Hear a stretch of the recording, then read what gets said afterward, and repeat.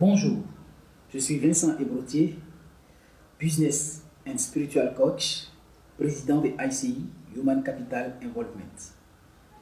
Bienvenue à notre émission Mentalité de croissance. Alors, d'où provient donc notre mentalité? Notre mentalité provient de trois sources principales, de nos parents ou de nos tuteurs et donc de la cellule familiale. Notre mentalité provient des enseignements que nous avons reçus, donc de notre système éducatif ou religieux, et notre mentalité provient de la société, donc de l'environnement dans lequel nous avons évolué. Pourquoi donc notre mentalité est très très importante? Oui, je vais d'abord vous expliquer ces trois domaines dans lesquels proviennent nos mentalités pour que vous puissiez bien comprendre. Donc j'ai dit, provient de nos parents ou de nos tuteurs. C'est l'éducation que nous avons reçue qui nous a façonné, qui a façonné notre mentalité et qui a façonné notre personnalité.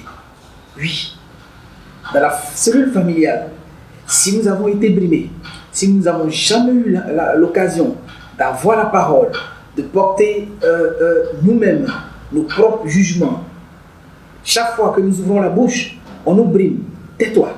Ou si nous avons toujours reçu des paroles méchantes comme « tu n'es pas intelligent, tu ne vaux rien, tu n'es pas belle, tu ne seras jamais quelqu'un dans cette vie », voyez que toutes ces paroles s'enfouissent dans notre subconscient et façonnent ce qu'on appelle notre mentalité. Les enseignements que nous avons reçus, donc notre système éducatif. Donc voyez, aujourd'hui, les jeunes ont du mal à entreprendre parce que de tout temps, dans notre système éducatif, on nous a appris qu'il faut aller loin, même jusqu'au doctorat, pour devenir quelqu'un, un grand type dans ce pays. Donc pour nous, il s'agit d'aller à l'école et de réussir. Du coup, toute initiative privée qui invite à entreprendre, à façonner notre intelligence pour résoudre des problématiques de notre milieu, nous a été écartée. Même au niveau religieux, vous voyez, j'ai souvent l'habitude de donner cet exemple.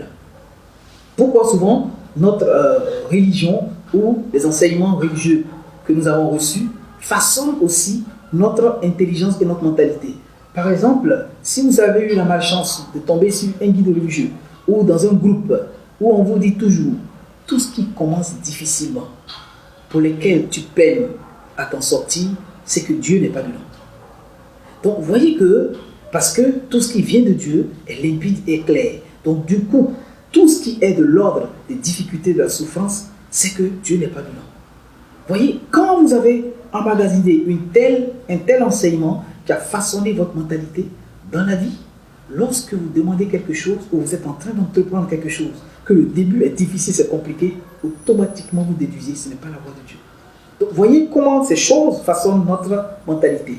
Troisième groupe de mentalité qui façonne notre mentalité dont je vous ai parlé, la société, notre environnement. Voyez, là où nous grandissons, le milieu dans lequel nous grandissons, il y a une mentalité, il y a une façon de penser, il y a une façon de réfléchir.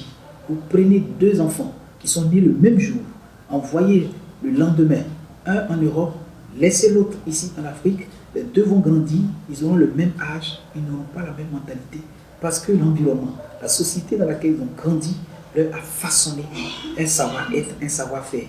Donc vous voyez, voici les trois grands domaines dans lesquels proviennent notre mentalité.